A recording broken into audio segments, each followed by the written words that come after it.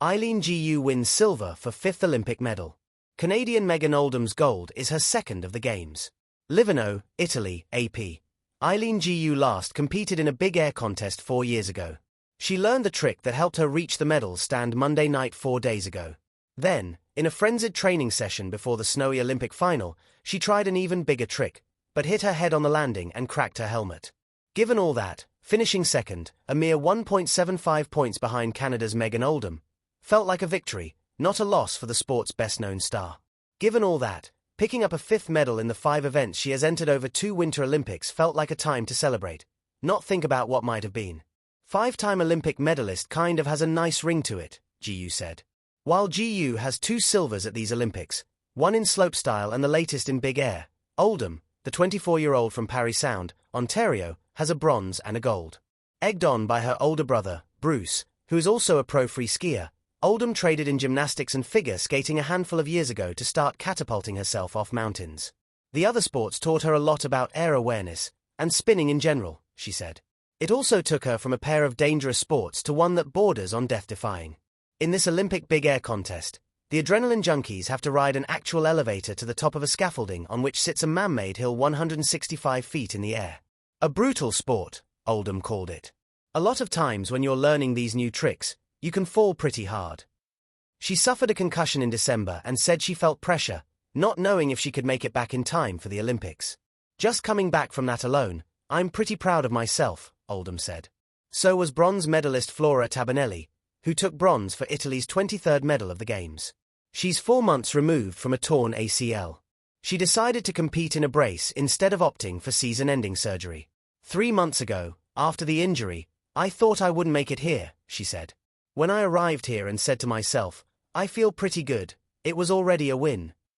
Gu brought friends with her, and suddenly found herself in medal contention.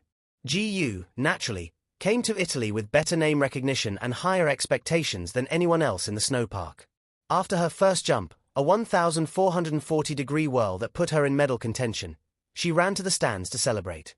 She had friends from college and from junior high who took advantage of the 3-day weekend in the United States to come watch. She's the sport's only 3-event athlete.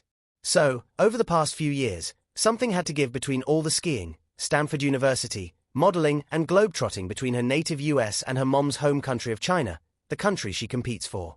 That one thing was big air. She had not been on an entry sheet for the sport's highest flying discipline since the day she left Beijing 4 years ago with the first of 2 gold medals in tow. If you'd asked me 4 days ago and said, "What tricks are you going to do in the final?" I'd be like, "I'm in the final," she said.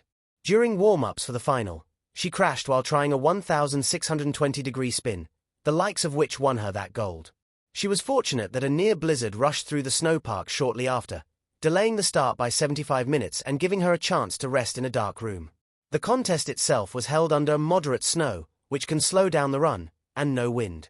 I really needed those minutes, she said. I don't think the outcome would have been the same, to be honest with you. Oldham celebrates, but for Gu, it's time for halfpipe practice. Oldham's victory came on her other brother, Cody's 18th birthday. He can celebrate with us, she said. For Gu, there was no time for rest. She hasn't skied halfpipe since December. She was frustrated to have missed one of the 3 halfpipe training sessions the rest of the skiers are getting for a qualifying round that starts Thursday. She now has 2 days to make up for lost time. Halfpipe is maybe her best event. It's where she's captured 15 of her record-setting 20 World Cup wins. I think it was Kobe Bryant who said the greatest athletes have the shortest memories, and I try to follow that, Gu said. I am in goldfish mode. I finish this and go straight into the next. As for the notion that she has anything left to prove, or anything to be disappointed about after picking up another silver medal, which gives her more Olympic medals than any woman in the history of freestyle skiing, she let loose a chortle. Winning a medal in the Olympics is a life-changing experience, and doing it 5 times is exponentially hard, she said. The 2 medals lost perspective is ridiculous to take. I am showcasing my best skiing and doing things that have never been done before, so that is more than enough. Silver in the snow, gold in the sky. Eileen Gu wins her 5th Olympic medal as Megan Oldham claims her 2nd gold. The mountain was quiet for a moment, the kind of silence that only exists at the Olympic Games when the world collectively holds its breath. Then the wind shifted. Skis cut through cold air like sharpened blades. A body launched skyward. Rotations blurred into white sky and steel nerves. And somewhere between gravity and glory, history was written again. Eileen Gu landed clean. Not perfect, not this time, but powerful. Controlled. Commanding. Snow sprayed behind her as she carved out of the landing, the scoreboard already beginning to glow with numbers that would seal her place among the most decorated freestyle skiers in Olympic history. Silver. Her 5th Olympic medal. And while the mountain echoed with applause, another athlete at the top of the podium, Canada's Megan Oldham, stood wrapped in gold for the second time at these games, a testament to daring, discipline, and a generation redefining freestyle skiing. The weight of expectation. For Eileen Gu, medals are no longer surprises. They are expectations. At just 22, she competes with the composure of a veteran and the hunger of a newcomer. Cameras follow her. Commentators dissect her. Fans analyze every rotation, every grab, every micro-adjustment midair. But none of that shows when she stands at the start gate. There, she is still the same competitor who grew up chasing winter storms and pushing limits in halfpipes and slopestyle parks.